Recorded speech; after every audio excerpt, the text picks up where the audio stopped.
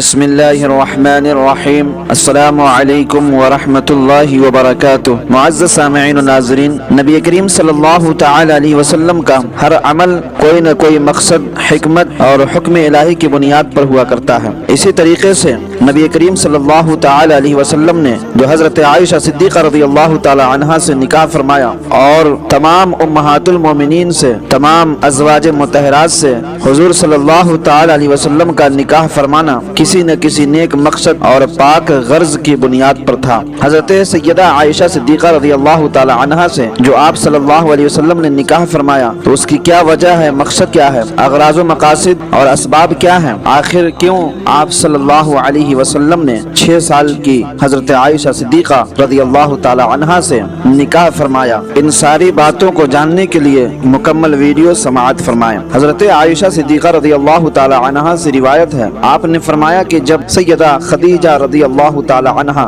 نبی کریم صلی اللہ تعالی علیہ وسلم کی سب سے پہلی زوجہ حضرت خدیجہ رضی اللہ تعالی عنہا کا وصال ہو گیا تو خولہ بنت حکیم جو حضرت عثمان بن مظعون کی اہلیہ تھی، مکہ شریف میں نبی کریم صلی اللہ علیہ وسلم سے عرض کیا کہ آپ نکاح کیوں نہیں فرما لیتے؟ حضور صلی اللہ علیہ وسلم نے فرمایا کس سے، یعنی کس سے نکاح کروں؟ حضرت خولہ نے عرض کیا مرضی ہو تو باقرہ سے فرما لے اور آپ چاہیں تو سیبہ سے فرما لے، یعنی کنواری لڑکی سے فرما لے، یا شادی شدہ جن کے شوہر نہیں آپ چاہیں تو ان سے فرما لے۔ حضور صلی اللہ علیہ وسلم نے پوچھا باقرہ کون ہے، کنواری کون ہے؟ حضرت خولہ نے بتایا، عرض کیا کہ مخلوق خدا میں جو آپ کو سب سے زیادہ محبوب ہیں، سب سے زیادہ عزیز ہیں، ان کی شہزادی یعنی عائشہ بنت ابوبکر رضی اللہ تعالی عنہا ہے۔ پھر آپ صلی اللہ علیہ وسلم نے پوچھا کہ سیبہ میں کون ہے، شادی شدہ عورتوں میں سے کون ہے؟ حضرت خولہ نے عرض کیا کہ سودا بنت زمعہ جو آپ پر ایمان لائی، آپ کے مذہب کی پیروی کی۔ حضور صلی اللہ علیہ وسلم نے فرمایا جاؤ دونوں کو پیغام نکاح دے دو،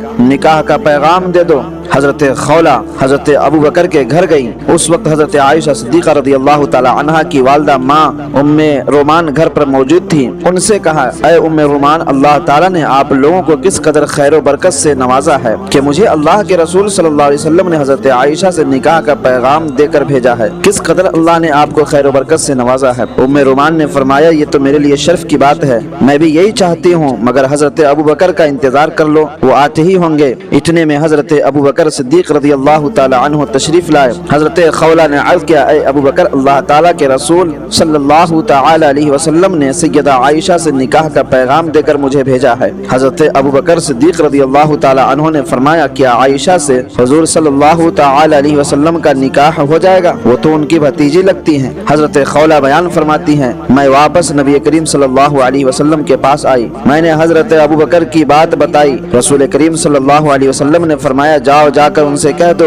کہ ابوبکر تو میرے اسلامی بھائی ہیں، خونی رشتے کی بنیاد پر وہ بھائی تو نہیں ہے بلکہ اسلامی بھائی ہیں اور میں ان کا اسلامی بھائی ہوں، میرا حضرت عائشہ سے نکاح ہو سکتا ہے۔ پھر حضرت خولہ حضرت ابوبکر کے پاس آئی، پھر حضرت خولہ نے ابوبکر صدیق رضی اللہ تعالی عنہ کو یہ سب باتیں بتائیں تو حضرت ابوبکر صدیق رضی اللہ تعالی عنہ نے حضور صلی اللہ علیہ وسلم کو دعوت دے کر بلایا اور حضرت سیدہ عائشہ صدیقہ رضی اللہ تعالی عنہا سے ان کا نکاح کر دیا۔ تو اس واقعہ سے یہ معلوم چلا، اس واقعہ سے یہ پتہ چلا کہ سیدہ عائشہ سے نکاح آپ نے حضرت خولہ کی گزارش پر کیا تھا۔ حضرت خولہ نے آپ سے عرض کیا تھا نکاح کرنے کے لیے، اس لیے آپ نے حضرت عائشہ سے نکاح فرمایا، خود سے پہل نہیں فرمائی تھی۔ اور اس سے یہ بھی بات معلوم ہوئی کہ کم سنی میں، کم عمر میں بڑی عمر کے مرد سے نکاح اس وقت عرب سماج میں کوئی عیب کی بات نہیں تھی۔ کم عمر کی لڑکی کا بڑی عمر کے مرد سے نکاح عرب سماج میں معیوب نہیں سمجھا جاتا تھا، عیب کی بات نہیں تھی، اور اگر عیب کی بات ہوتی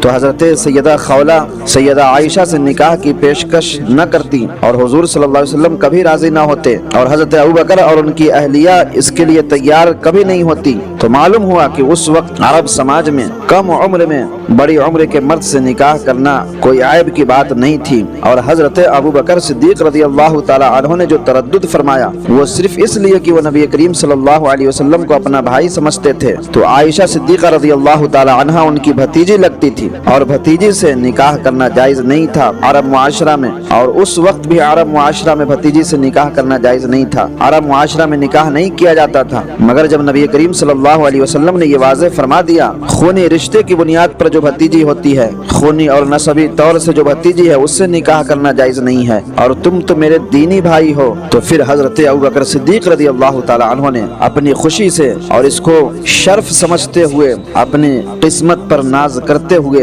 अपनी बेटी का निकाह हुजूर सल्लल्लाहु अलैहि वसल्लम से कर दिया। हजरत आयशा फरमाती हैं कि उस वक्त मैं 6 साल की थी। तो 6 साल की उम्र में उस वक्त निकाह करना, शादी ब्याह करना अरब में मायूब नहीं समझा जाता था, ऐब की बात नहीं थी। और हजरत आयशा सिद्दीक़ा रज़ी अल्लाह तआला अन्हा से नबी करीम सल्लल्लाहु अलैहि वसल्लम ने जो निकाह फरमाया, ये हुक्म इलाही की बुनियाद पर निकाह फरमाया। अल्लाह के हुक्म से हजरत आयशा से नबी करीम सल्लल्लाहु अलैहि वसल्लम ने निकाह फरमाया। जैसा कि हदीस शरीफ में है, हजरत आयशा सिद्दीक़ा रज़ी अल्लाह तआला अन्हा ने फरमाया कि रसूलुल्लाह सल्लल्लाहु अलैहि वसल्लम ने मुझसे फरमाया कि तुम मुझे मुसलसल 3 रातें ख़ाम में दिखाई गई। मेरे पास एक फरिश्ता रेशम के कपड़े में तुम्हारी तस्वीर लेकर आया। वो कहता था, ये तुम्हारी बीवी है। मैंने तुम्हारे चेहरे को खोल कर देखा तो वो तुम थी। फिर मैंने कहा, अगर ये ख्वाब अल्लाह की तरफ से है तो उसको सच्चा कर दे। इस हदीस शरीफ से ये मालूम हुआ कि हजरत आयशा का निकाह अल्लाह रब्बुल इज्जत के हुक्म से हुआ। दूसरी हदीस में है, नबी करीम सल्लल्लाहु अलैहि वसल्लम ने इरशाद फरमाया, मैंने अपनी किसी ज़ौजा से शादी या निकाह रब की मर्जी के खिलाफ नहीं किया है। मैंने अपनी किसी ज़ौजा से